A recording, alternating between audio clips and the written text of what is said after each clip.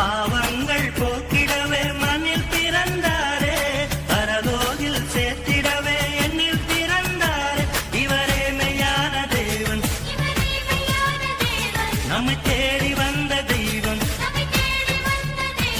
உயிருள்ள நாளெல்லாம் அவரையே ஆடுவோம், போற்றுவோம் போற்றுவோம், இயேசுவையே போற்றுவோம். ஸ்தோத்திரம் செய்வேனே ரட்சகரே.